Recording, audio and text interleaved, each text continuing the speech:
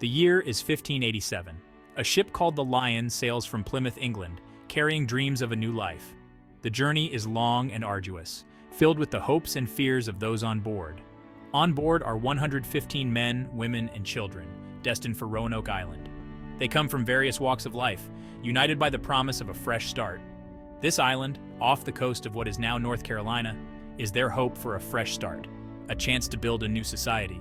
The land is uncharted, the future uncertain, but their spirits are high. Sir Walter Raleigh, a wealthy explorer, sponsors this ambitious venture. His vision is grand, seeing Roanoke as the first permanent English settlement in the New World. He envisions Roanoke as the first permanent English settlement in the New World. Raleigh's ambition is fueled by the desire for expansion and the promise of untold riches. The colonists arrive on Roanoke Island in the heat of summer. The sun blazes down as they step onto the sandy shores, filled with anticipation and trepidation. They find a land of immense beauty, teeming with wildlife and lush vegetation. The natural world around them is both a source of wonder and a challenge to their survival. But this new world is also wild and untamed. The dense forests and uncharted territories present both opportunities and threats. Dangers lurk in the shadows, unknown to these European newcomers. Every step into the wilderness is fraught with uncertainty. Still, hope fuels their determination. They are driven by the dream of creating a new life, a new community, far from the constraints of their old world. They set about building homes, planting crops, and forging a life in this strange new land. The work is hard, but their resolve is strong. John White, the colony's governor, even welcomes the birth of his granddaughter, Virginia Dare, the first English child born in this new world. Her birth symbolizes hope and continuity for the settlers. But establishing a foothold in this unfamiliar territory proves challenging. The settlers face numerous obstacles, from building shelters to securing food. Relationships with the native Algonquin tribes are uneasy. The settlers must navigate a complex web of alliances and hostilities. While some tribes are receptive, others view the English with suspicion. The cultural divide is vast, and misunderstandings are frequent. The colonists are ill-prepared for the harsh realities of life in this new world. Their initial optimism is tested by the relentless challenges they face. Food becomes scarce, and their reliance on the native population for sustenance grows. The settlers' survival increasingly depends on the goodwill of the tribes. Governor White, realizing the dire situation, decides to return to England for vital supplies. The journey back is fraught with uncertainty, but it is their only hope. He leaves behind his family, including his granddaughter Virginia, hoping to return soon with the help they desperately need. The future of the colony hangs in the balance as he sets sail, leaving the settlers to fend for themselves in his absence. The Atlantic Ocean in the late 16th century is a formidable barrier. Weeks turn into months, and still, there's no sign of John White's return. The colonists on Roanoke Island find themselves increasingly isolated.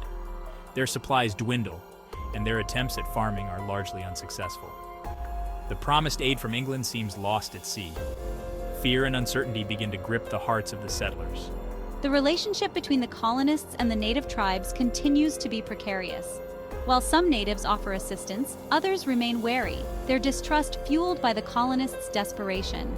The once promising dream of peaceful coexistence begins to crumble under the weight of suspicion and survival. The colonists, facing starvation and the constant threat of attack, find themselves clinging to the hope of White's return. Each day that passes without his ship on the horizon deepens their despair. As winter approaches, the situation grows even more desperate. Food supplies reach critically low levels. The colonists are forced to ration their meager remaining provisions. The once vibrant community is now gripped by hunger and fear. The harsh winter winds seem to whisper tales of their forgotten existence, their pleas for help lost in the vast expanse of the Atlantic.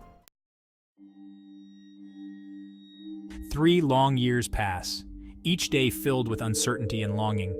Finally, in 1590, John White returns to Roanoke, his heart heavy with anticipation and fear. He is filled with a mixture of hope and trepidation, wondering what he will find after all this time. His ship approaches the familiar shoreline, but an eerie silence hangs in the air, a stark contrast to the bustling colony he left behind. Gone are the sounds of life that greeted him years ago. The once vibrant settlement now lies in a haunting stillness. No smoke rises from cooking fires. No voices call out in greeting. The air is thick with an unsettling quiet. An unsettling stillness envelops the settlement, as if time itself has stopped. White hurries towards the colony, his heart pounding with dread and desperation. Each step feels heavier than the last. He calls out, his voice echoing through the deserted village, but there is no response, only the haunting echo of his own voice. But there is no answer, only the rustle of leaves and the cries of unseen birds, adding to the eerie atmosphere. The houses stand empty, their doors swinging open as if beckoning him into a ghost town, a place frozen in time. A chill runs down his spine as he stumbles upon a chilling clue. The word CROATOAN carved into a post, a cryptic message left behind. There are no signs of struggle, no bloodstains, no indication of what became of the colonists.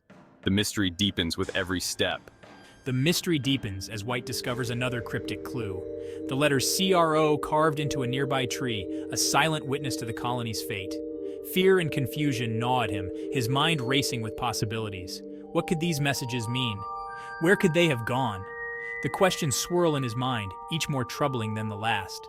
Where could his family, his granddaughter, his fellow colonists have gone? The thought of their fate haunts him. The silence of Roanoke is deafening, offering no answers, only more questions. The once thriving colony now a ghostly remnant of its past.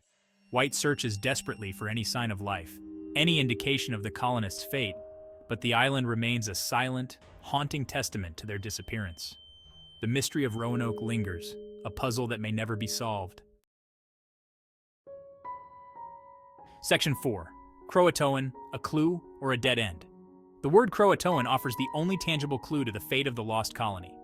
This single word, carved into a wooden post, has sparked centuries of debate and speculation. What could it mean?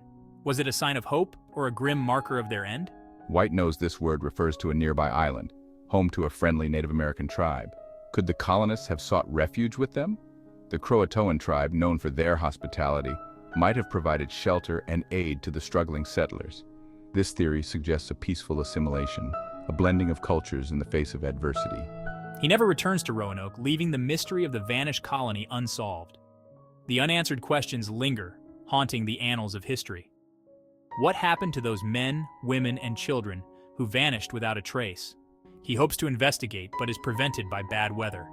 Storms force White and his crew to abandon their search and return to England. The relentless sea and turbulent skies conspire against them, sealing the fate of the lost colony in a shroud of mystery. Others theorize it indicates a forced removal, perhaps taken captive by a hostile tribe. This darker theory paints a picture of conflict and struggle, where the colonists might have been overpowered and taken against their will. The cryptic carvings become a source of endless speculation. Some believe the CROATOAN inscription suggests the colonists moved to the island seeking safety and assimilation with the native tribe. This idea of a harmonious integration offers a glimmer of hope amidst the uncertainty. The lack of any distress signals, such as the Maltese cross that would have been left behind in case of danger, adds another layer of complexity to the puzzle. The absence of such signs leaves historians and archaeologists grasping at straws, trying to piece together the fragmented story. The mystery of Roanoke's disappearance becomes a chilling tale whispered across the Atlantic. It serves as a stark reminder of the unforgiving nature of the New World and the unknown dangers that lurked within its untamed wilderness. The story of Roanoke is not just a historical puzzle, it is a narrative of human resilience, fear, and the relentless quest for answers. The lost colony of Roanoke, once a symbol of hope and ambition, transforms into an enigma, a cautionary tale, and a testament to the fragility of human endeavor in the face of the unknown. The legacy of Roanoke endures, a haunting reminder of the perils faced by those who dared to venture into uncharted territories, seeking a new life in a land filled with promise and peril. Section 5. The Lost Colony Theories, from Cannibalism to Integration. Over the centuries, the disappearance of the Roanoke colonists has captivated the imaginations of historians, archaeologists, and amateur sleuths alike. Theories abound, ranging from the plausible to the outlandish. Some speculate the colonists fell victim to disease, starvation, or a surprise attack by hostile natives. Others propose more dramatic scenarios, such as assimilation into native tribes, forced relocation, or even abduction by Spanish explorers. One particularly gruesome theory suggests the colonists were victims of cannibalism by a native tribe. This idea, fueled by early colonial accounts of native practices, has been largely debunked by modern scholars. While some tribes did practice ritualistic cannibalism, there's no evidence to suggest it was a common practice in the Roanoke area, nor is there any archaeological evidence to support this theory. Another popular theory posits that the colonists integrated with the CROATOAN tribe, either by choice or by force. This theory holds some weight, given the CROATOAN carving and the friendly relations established with the tribe prior to White's departure. It's possible the colonists, facing dwindling supplies and growing hostility from other tribes, sought refuge with the CROATOANs, gradually adopting their language and customs. This theory aligns with the lack of distress signals, suggesting a deliberate relocation rather than a violent demise.